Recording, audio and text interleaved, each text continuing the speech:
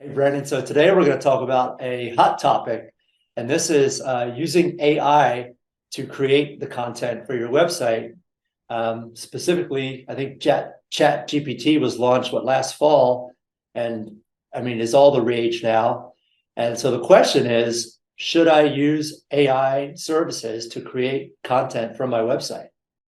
Yeah, Mike. So surprisingly, the answer is yes, you should, but not in the way that you're thinking. So when it comes to using ChatGPT or any AI service, these aren't new to the SEO world. There's been spinning programs and content writing programs for really almost the last decade. ChatGPT brought it to the next level, and really is a tool that can put together fairly well written sentences, structures, and paragraphs. The problem is that search engines like Google are tapped into those services, and they can tell if something was written by AI or by a human. And so they've started to kind of quietly penalize sites and not rank content that's written by AI. And I think as time goes forward, obviously that's going to become more widespread, because there's no way for Google, all of a sudden it becomes an arms race of who can write more ChatGPT articles. And so that's really not sustainable for Google's search model. And so the way, Mike, that you should use those tools, though, let's say you want to write a blog post on, 10 factors that I should look at when building a new website, right?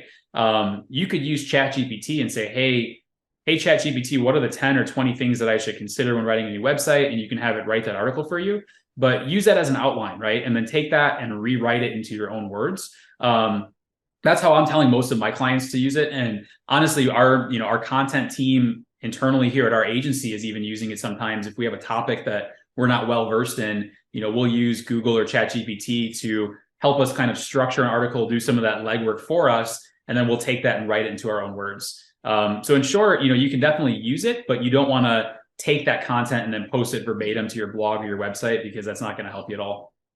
Well, now I got a curveball for you. I actually used Chat GPT for a client of mine. They were in the top 100 for their keyword. And we went in, wrote like a 1,500 word articles about personal training and did very, very little editing, just minor, and then put that up on their website. And now they're in the top 10. I 100% believe that. And I think, Mike, we've both, I've been doing this for almost 15 years as of you now. And so we've seen a lot of these things come and go in terms of, quick fixes and silver bullets for SEO. And typically, as you and I both know, their life cycle is usually about 6, where all of a sudden, they're getting you in trouble. So, while that might work today, it's just my opinion and a lot of SEO people's opinion that in the near immediate future, that content is not going to rank, and it might even get you penalized eventually by Google. Just because if you think about it, all of a sudden Google's results will just become this AI burdened graveyard of regurgitated junk, right? Like all of a sudden, if you imagine the top 10 sites on Google are all written by AI, they're really all going to be saying the same thing in slightly different ways. And it kind of takes away the value of what Google search is. So I think most SEO people are of the opinion that in the very immediate future, what you just described will not happen. As you also know, there's an exception to every single rule in the SEO world. So it's possible that maybe for some reason that one piece of content got by, or Google was okay with it. But generally speaking, when it comes to writing volumes of content over years, you still want to handwrite that if you really want to get the most SEO value out of it. So Google always finds out. Google always finds out. That is the good way to say it. Okay. So in the short term, maybe in the long term, use it, but make sure you tailor it and write it in your own voice so that it's really unique and doesn't look like it's coming from a computer.